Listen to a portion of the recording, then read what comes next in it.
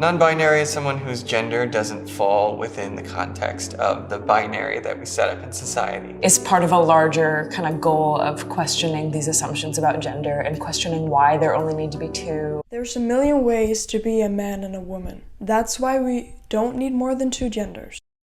If the statement gender is created by society were to be a bad thing, why are the majority of people comfortable being a man and a woman? It gives me the freedom to express myself. If I wake up one day and I want to spike my hair and do punk rock makeup, I can do it. Isn't it offensive to say that if a man wears a dress or plays with makeup, that he's less of a man and he's not a man at all? Why do you need a new gender just because you like makeup?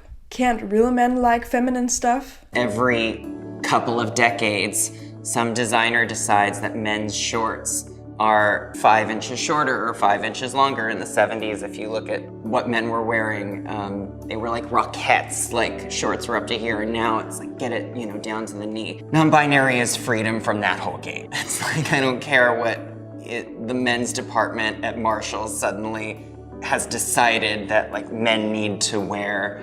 I'm gonna go for what makes me feel more authentic. So fashion trends, they define your gender. So the length of your shorts will define if you're a man or a woman. Clothing stores, they don't define your gender. That's on you. They sell clothes, they just want to make some money. It's all about the money. The hardest thing about coming out at 17 is no one believes you. Everyone is like, wow, that's a really cute phase you're having. Even though I'm ashamed to even say it, I used to identify as genderqueer. I was 16, living in a basement, confused about everything, and I thought that it would make me feel better. But guess what?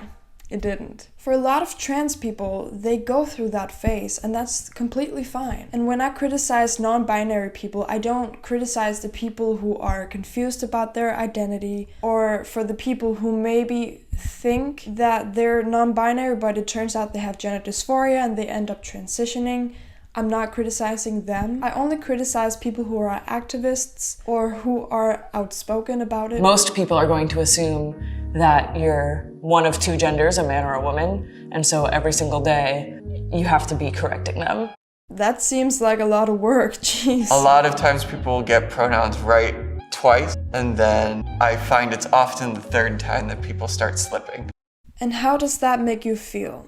This is where I get a little bit triggered and a little bit mad, because in my case, when people use the wrong pronouns, it makes me nauseous and it makes me extremely dysphoric. But non-binary people, they don't experience gender dysphoria, so they don't have that biological, uncontrollable feeling of nausea and sadness. I feel like a lot of non-binary activists, they try to copy real trans people's social issues to seem more legit.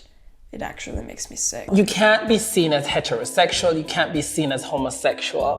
And why is that? Can a non-binary person be gay? Can a non-binary person be straight? Not really, technically. Being gay means that you are attracted to the same gender, but if you don't have a gender, if you don't identify with either one of them, then you can't be gay. But can you be straight though? Because when you're straight, you're attracted to the opposite gender. But what is the opposite gender of non-binary? They make it so complicated. I think the future of gender identity, hopefully, is one where we don't force the binary on everybody.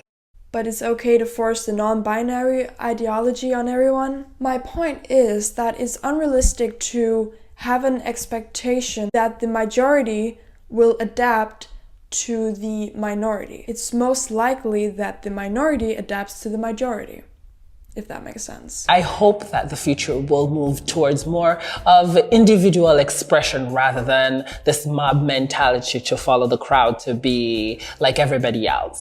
So it's a mob mentality to be a man and a woman? You're not an individual if you're not trans? This is where this movement has a tendency to demonize cisgender people. In the future, being normal is the new unique thing. I definitely wish that we can all just pass through this phase of trying to categorize people. Should I say it? Okay. If you identify as non-binary, you are categorized.